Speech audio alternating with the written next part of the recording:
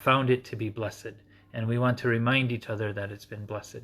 And one of the beautiful things and advantages of this month of Ramadan is that we've had 5 Fridays. So we had another Friday today. And we believe that Friday is a blessed day.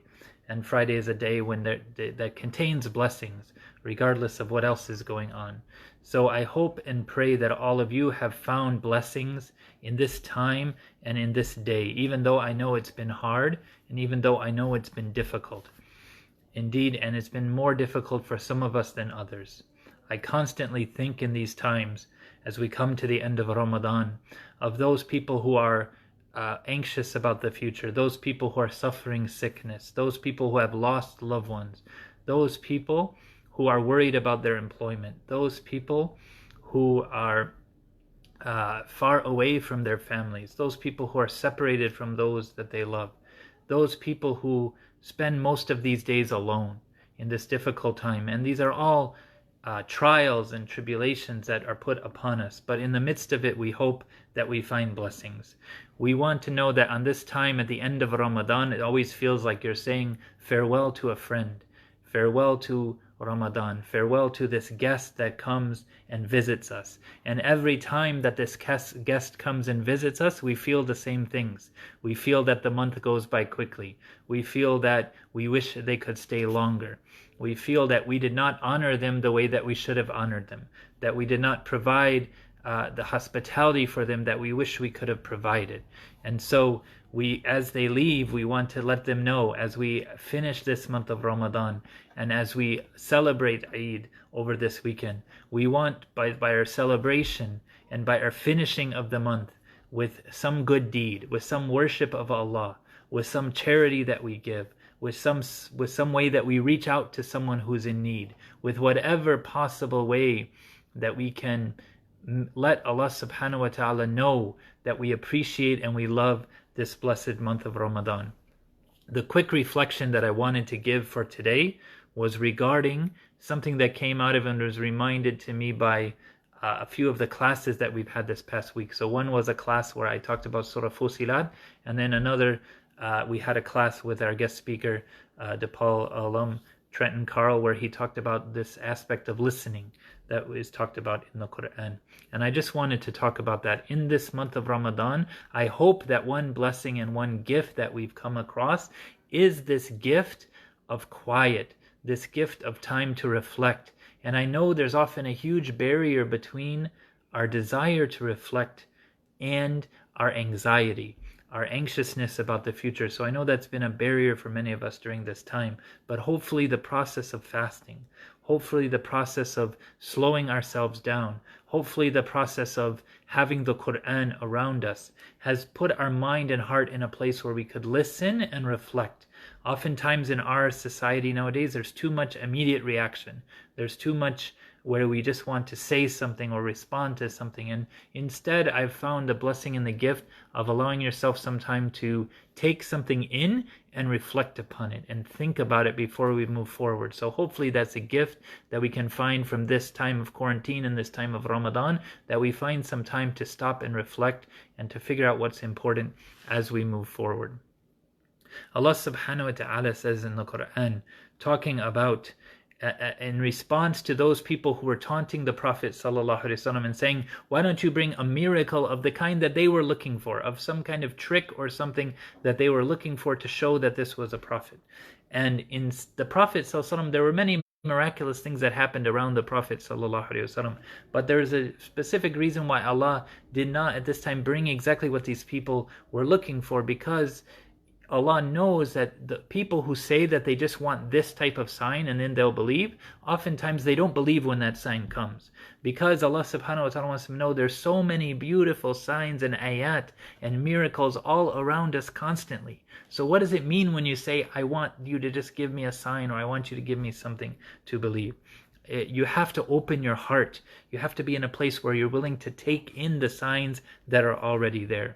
Allah subhanahu wa ta'ala says in the Quran, هَذَا بَسَّرُوا مِن رَبِّكُمْ هَذَا بَسَّائِرُ مِن رَبِّكُمْ وَهُدًى وَرَحْمَةً لِقَوْمٍ يُؤْمِنُونَ. He says, This is a means of insight. Talking about this Quran, this revelation, this is a means of insight. هَذَا بَسَائِرُ مِن رَبِّكُمْ, from your Lord, and a huda wa rahma, and a guidance and a mercy for whoever might have faith. So this beautiful book, therefore, وَإِذَّا قُرِئَ الْقُرْآنُ فَاسْتَمِعُوا لَهُ وَأَنْصِتُوا لَعَلَّكُمْ تُرْحَمُونَ. So therefore, when this is recited upon you, when the signs of this book come upon you, listen to it attentively, hearken to it, and be silent.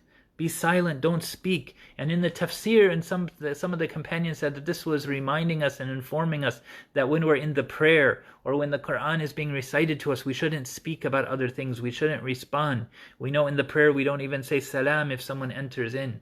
But the bigger overall lesson and the bigger overall beauty is that when the signs are coming to you, whether it's in the book or whether it's in other aspects of your life or whether it's in things around you, take some time to stop and pause and reflect and think. I know myself, as I said, one thing I've really learned is that you can react right away to something, and sometimes we prize that in our society, and we prize that in social media, and we prize that in interactions. The person who reacts right away to whatever comes at them, the person who always has something to say, who always has something to respond and contribute to a discussion. But sometimes it's much better if we can allow ourselves to just listen and reflect, take in something. And we may have an initial reaction, and we should notice what our initial reaction is, but not necessarily share it or say it, but just file that away and then think longer and ponder longer. And maybe when we come back to it after reflection, our measured reaction and how we want to talk about something is going to be different than our initial reaction. And this would help so many relationships if we would do this with people, if we would stop and pause and reflect before we simply respond. So listen to it attentively and be silent, that perhaps لَعَلَّكُمْ تُرْحَمُونَ, that this reflective engagement with the signs of the world around us is a way of achieving the mercy of Allah subhanahu wa ta'ala. And this is in distinction to what Allah subhanahu wa ta'ala says in Surah Fusilat. And that's why it came, it hit home, because I was studying both of these surahs at different times. And this is one of the beautiful blessings, of course, of this month of Ramadan, is that we fill it with the Quran, and you begin to connect different things in the Quran, and you begin to connect different things in your worship of Allah, and you begin to connect different things in your experience and observation of the world around you. Allah subhanahu wa ta'ala says, La tasma'u, this is the unbelievers talking to each other about the Quran. What is the attitude of the people who reject faith about the Quran? La tasma'u li hadha al-Quran, don't listen to that Quran. وَلَغَوْا فِيهِ لَعَلَّكُمْ تَغْلِبُونَ, and just make noise when it's coming. Just respond right away when it's coming. Don't react to it. Don't think about it. This is what the disbelievers would encourage each other when the Prophet ﷺ would recite the Quran. They would say, don't listen to that. Don't pay attention to that. In fact, make noise and do laghu and say meaningless things so that others cannot pay attention to it. So we want to be among those people who stop and pause and listen and reflect and take in the lessons of the signs around us, and not of those people who just fill our lives with laghu, who fill our lives with reactions that are not thoughtful, that are not measured out, and prevent us from truly benefiting from the signs, prevent us from truly experiencing something new. Allah subhanahu wa ta'ala closes Surah Al-Fusilat, closes the surah with the beautiful statement, سَنُورِهِمْ آيَاتِنَا فِي الْآفَاقِ وَفِي أَنفُسِهِمْ حَتَّى يَتَبَيَّنَ لَهُمْ أَنَّهُ الْحَقُّ أَوْ لَمْ يَكْفِ بِرَبِّكَ أَنَّهُ عَلَى كُلِّ شَيْءٍ شَهِيدٌ. So this is what we want to end with as a reminder, that Allah subhanahu wa ta'ala says in Surah Fusilat that surely we shall show them our signs on the horizons. And the commentators mention on the horizons, referring both to the signs in the universe, both to all the celestial signs that Allah subhanahu wa ta'ala also comments on, but also referring to events that happen around the world. Also happens to our study of history and our knowledge of what's going on around the world. These are our signs of Allah that are on the horizons. And in fi anfusihim, in their own selves. So Allah shows us signs within our own souls, shows us signs within our own lives, and actions that we participate in, and things that are closer to us, but also deep within inside our souls, and deep within inside how we react to things. So again, pay attention to how we react to things. Pay attention to those around us. There are signs of Allah subhanahu wa ta'ala that He is showing us on the far horizons and within our own souls, until it becomes clear annahul haq, that this revelation is true, that these reminders are true. We learn what is true. We remind ourselves of what is truly correct and valid and important when we take the time to reflect upon these things. And Allah subhanahu wa ta'ala ends, and therefore we will end this reflection with this question, with this admonishment: is it not enough that your Lord witnesses everything? أَوْلَمْ يَخْفِ بِرَبِّكَ أَنَّهُ عَلَى كُلِّ شَيْءٍ قَدِيرٌ. Allah subhanahu wa ta'ala is witnessing everything. So this is one of the insights that allows us to comfort us even in times of hardship, and to allow us to reflect even deeper, is when we understand that indeed whatever is going on in the universe, in the world, in our own souls, Allah subhanahu wa ta'ala is well aware of it. Allah subhanahu wa ta'ala is most aware of it. Even the things we can't see, even the things that are deep inside each human, that are in their heart and their experience, and why they react in certain ways. But indeed, Allah subhanahu wa ta'ala is aware of it, and He shows us signs in all these places. So let us take the time to pause and reflect. Let us take more time to be silent. Let us take more time to think. Let us take more time to meditate. Let us take more time to take in the signs of the universe. Let us take more time to be with each other and listen to each other, and listen without talking, and listen without having to respond, but just listen deeply with our hearts.